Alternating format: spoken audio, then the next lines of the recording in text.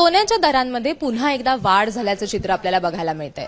मार्च महिन्याच्या शेवटच्या आठवड्यातच जर आपण बघितलं तर साधारण 2300 ते 2400 रुपयांनी सोन्याच्या दरांमध्ये वाढ झाल्याचं चित्र बघायला मिळतंय। सध्या लग्न सराईचा सीझन आहे, अनेक लग्न असतात मार्च, एप्रिल, मे या महिन्यांमध्ये आणि त्यामुळेच खरं तर या सोन्याच्या दरांमध्ये वाढ होतीये असं आपण म्हणू शकतो। आपण जर सध्याचे दर बघितले तर जीएसटी लावून सोन्याचे दर हे 70,000च्याही वर गेल्याचं चित्र आपल्याला बघायला मिळतंय। मार्च महिन्याच्या शेवटच्या आठवड्याच्या सुरुवातीला म्हणजे साधारण 26 तारखेला वगैरे 66,420 रुपये इतका दर होता सोन्याचा, जो आता जीएसटी सकट जर आपण बघितलं तर 70,843 रुपयांवरती गेलेला आहे। त्यामुळे लोकांना जर आता सोनं घ्यायचं असेल तर त्यांना त्यांच्या खिस्यांवरती थोडंसं प्रेशर वाढल्याचं चित्र बघायला आपल्याला मिळणार आहे।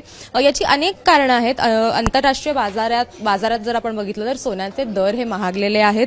फेडरल रिझर्व्ह हे व्याजदरात कपात करतील अशी आशा आहे आणि त्यामुळेच सोन्याचे दर हे काही पटीनं वाढतात असं आपण बघू शकतो। या वर्षाच्या सुरुवातीला देखील अनेक व्यापाऱ्यांकडून असा अंदाज वर्तवण्यात आलेला होता, अनेक एक्सपर्ट्सचं असं म्हणणं होतं की सोन्याचे दर हे यावर्षी 70,000चा टप्पा ओलांडतील आणि तेच चित्र आपल्याला आता बघायला मिळतंय मार्च महिन्यातच।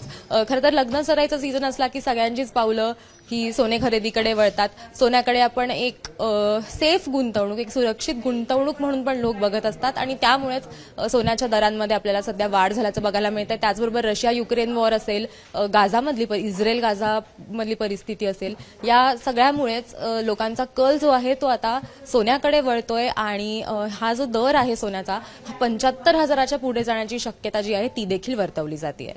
कॅमेरामन विजय राऊतसह देव्यानी अदलाबादकर, एबीपी माझा, पुणे।